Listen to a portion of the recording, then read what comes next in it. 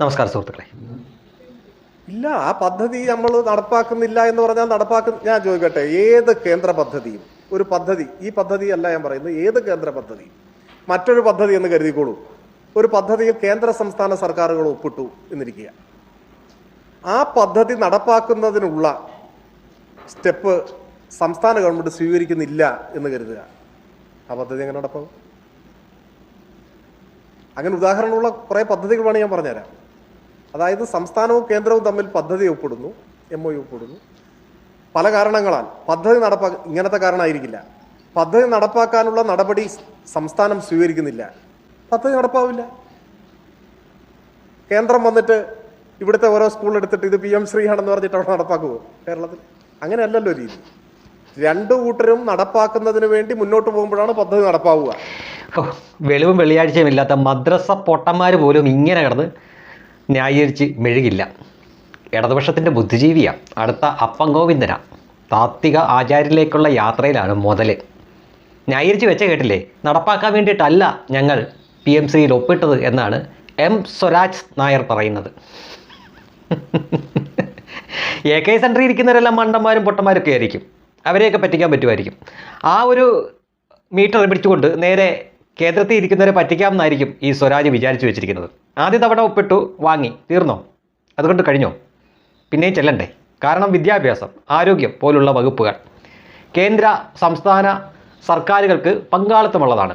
അപ്പോൾ നിങ്ങൾ ഇപ്പോൾ ഈ പറയുന്ന പോലെ നിങ്ങൾ ന്യായീകരിച്ച് പറഞ്ഞല്ലോ, ഞങ്ങൾ പണം വാങ്ങി, പിന്നീട് ഏതൊക്കെ സ്കൂള് PMC നടത്തിയിട്ടുണ്ടോ ഇല്ലേ എന്നറിയാൻ കേന്ദ്രം വന്ന് നോക്കുമെന്ന് അദ്ദേഹം ഉദ്ദേശിക്കുന്നത് പ്രധാനമന്ത്രി മോദി നോക്കുമോ അല്ലെങ്കിൽ വിദ്യാഭ്യാസ മന്ത്രി നോക്കുമോ എന്നൊക്കെയാണ്.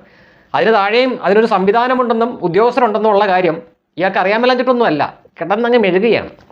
ശരി, ഇനി ഇയാൾ പറയുന്ന പോലെ ഇവരത് ചെയ്യുന്നില്ല എന്ന് തന്നെ വെക്കുക, എന്തായിരിക്കും സംഭവിക്കാൻ പോകുന്നത്? അപ്പോൾ വിദ്യാഭ്യാസത്തിൻ്റെ കാര്യമാണ്, വീണ്ടും കേന്ദ്രത്തിൻ്റെ ഫണ്ട് വരേണ്ടതായിട്ടുണ്ട്. നിങ്ങൾ അടുത്ത ഫണ്ടിന് ചെല്ലുമ്പോൾ കേന്ദ്രം അത് ചവിട്ടി പിടിക്കും, ഉറപ്പായിട്ടും ചവിട്ടി പിടിക്കും. അപ്പോൾ നിങ്ങൾക്ക് ചെയ്യാൻ പറ്റുന്നത് എന്തായിരിക്കും? പ്രത്യേകിച്ച് വേലയും കൂലി ഒന്നും ഇല്ലാതെ നടക്കുന്ന, സമൂഹത്തിൽ വിഷം കലക്കി വിടുന്ന ഒരു രാജ്യസഭ MP ഉണ്ട് നിങ്ങൾക്ക്, ജോൺ ബ്രിട്ടാസ്. അയാളെ കൊണ്ട് പാർലമെൻറ്റ് എണീറ്റ് നിർത്തി ഇതാ ഫണ്ട് തടഞ്ഞു വെച്ചിരിക്കുന്നു എന്നൊക്കെ പറയും. അപ്പോൾ അതിൻ്റെ വകുപ്പ് മന്ത്രി എഴുന്നേറ്റിട്ട് ഇതാണ് അതിൻ്റെ കാരണം എന്ന് പറഞ്ഞുകൊണ്ട് അവിടെ തന്നെ അടിച്ചിരുത്തി കൊടുക്കും. ഇവിടെ വന്നിട്ട് നിങ്ങൾ ജനങ്ങളുടെ ഇടയിൽ കുത്തിത്തിരിപ്പുണ്ടാക്കിയിട്ട് പറയും കേന്ദ്ര സർക്കാർ ഇത് തരുന്നില്ല എന്ന് പറഞ്ഞിട്ട് കുറേ ഒച്ചപ്പാടും ബഹളം, ഒരുപക്ഷെ SFI പോലെയൊക്കെ ഉള്ളവരെ തെരുവിലിറക്കുകയും ചെയ്യും.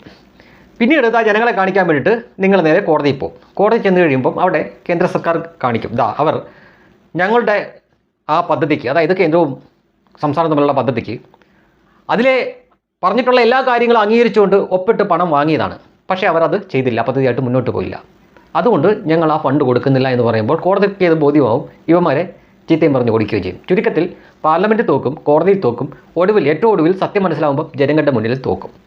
ഇതിൻ്റെ അപ്പുറം എന്താണ് കഴിഞ്ഞ കുറേ കാലമായിട്ട് നിങ്ങൾ ചെയ്തുകൊണ്ടിരുന്നത്?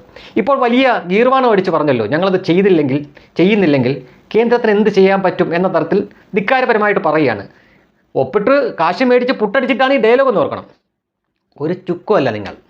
ഇതിലും വലിയ മസൽ പിടുത്തമായിരുന്നു ആരോഗ്യമന്ത്രിയായിരുന്ന വീണ ജോർജ്. അന്ന് എന്താ പറയുക, ആ ആൻറ്റി വീണ ആൻറ്റി പല വേദിയിൽ നിന്നിട്ട് ഇങ്ങനെ വെല്ലുവിളിച്ച് പറയുന്നുണ്ട്, ആയുഷ്മാൻ ആരോഗ്യ മന്ദിർ എന്നെഴുതാൻ ഞങ്ങൾക്ക് സൗകര്യമില്ല. എവിടെ? പ്രാഥമിക ആരോഗ്യ കേന്ദ്രങ്ങളിൽ. കേന്ദ്രം എന്ന് പറഞ്ഞിരുന്നു ഇന്ത്യയിലെ എല്ലാ പ്രാഥമിക ആരോഗ്യ കേന്ദ്രങ്ങളുടെയും പേര് ആയുഷ്മാൻ ആരോഗ്യ മന്ദിർ എന്ന് മാറ്റണം, അവർക്കും കൂടെ പങ്കാളിത്തമുള്ളതാണ്, അവരും കൂടെ ഫണ്ട് കൊടുക്കുന്നതാണ്. അപ്പോൾ അങ്ങനെ എഴുതാൻ സൗകര്യമില്ല, ബാക്കി പിന്നീട് കാണാം എന്നാണ് പറഞ്ഞിരിക്കുന്നത്. എന്നിട്ട് ഒരു വർഷം തികഞ്ഞില്ല. ഇന്ന് ഏത് കുഗ്രാമത്തിലെ പ്രാഥമിക ആരോഗ്യ കേന്ദ്രത്തിലും നിങ്ങൾ പോയി നോക്കിയോ, അവിടെ നല്ല വെണ്ടയ്ക്ക വലുപ്പത്തിൽ എഴുതി വെച്ചിട്ടുണ്ട് ആയുഷ്മാൻ ആരോഗ്യ മന്ദിർ എന്ന്. കേന്ദ്രത്തിൻ്റേതായിട്ടുള്ള ആ പദ്ധതിയുടെ എംബ്ലം സഹിതമുണ്ട് അവിടെ, ഹിന്ദിയിലും മലയാളത്തിലും ഇംഗ്ലീഷിലും എഴുതി വെച്ചിട്ടുണ്ട്. എവിടെ പോയി മൈസൂർ പിടിച്ചത്? അപ്പോൾ ഇയാൾ അങ്ങനെ നടപ്പാക്കാത്ത വേറെ പദ്ധതി ഉണ്ടെന്നൊക്കെ പറഞ്ഞു കാണും. കേന്ദ്രത്തിനെ പറ്റിച്ച് മറച്ചു വെച്ചിരിക്കുന്ന പല പദ്ധതികളും കാണും. നിങ്ങൾ ഓർക്കുക, ആത്യന്തികമായി നഷ്ടം ജനങ്ങൾക്ക് മാത്രമാണ്. ഈ കിഴങ്ങനൊന്നും ഒരു നഷ്ടവും ഇല്ല, അതിൽ നിന്ന് അടിച്ച് പുട്ടടിക്കുവാനൊക്കെ, മനസ്സിലായോ?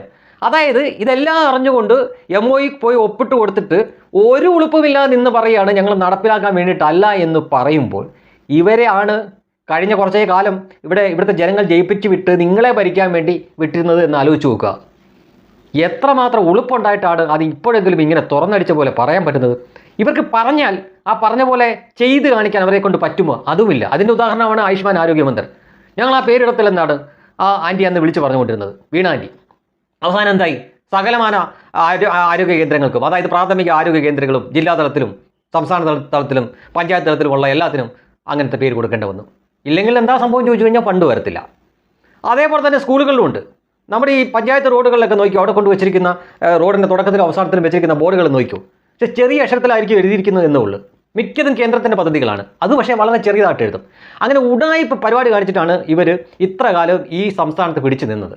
എന്നിട്ട് പിടിക്കപ്പെട്ട് കഴിഞ്ഞപ്പോൾ ഒരു എളുപ്പമില്ലാതെ പറയുന്നത് ഞങ്ങൾ ഒപ്പിടും, അത് നടപ്പാക്കാൻ വേണ്ടിയിട്ടല്ലെന്ന്. അതിന് ഈ ലൂസിഫറിലെയൊക്കെ ഡയലോഗാണ് ശരിക്കും അടിക്കേണ്ടത് ഈ എം സ്വരാജിനെ പോലുള്ളവർക്ക്. ഇവരുടെ ഒരു നിലവാരം വെച്ചിട്ട് ഇവരുടെ വിചാരം AK സെൻറ്ററിൽ ഇരിക്കുന്ന ഉണ്ണാക്കന്മാരെയും കിഴങ്ങന്മാരെയും പോലെ ഉള്ളവരാണ് അങ്ങ് ഡൽഹിയിൽ ഇരിക്കുന്നതാണ്. അതല്ലാത്തതുകൊണ്ടാണ് അവർ തുടർച്ചയായിട്ട് ഭരിക്കുന്നതും. നിങ്ങൾ ഉണ്ടായിരുന്ന 99 സീറ്റിൽ നിന്ന് തലയും കുത്തനെ വീണിട്ട് 35 ചൊറിയും കുത്തി മാറിയിരുന്ന് ഇങ്ങനെ ന്യായീകരിച്ച് മെഴുകേണ്ടി വരുന്നത്.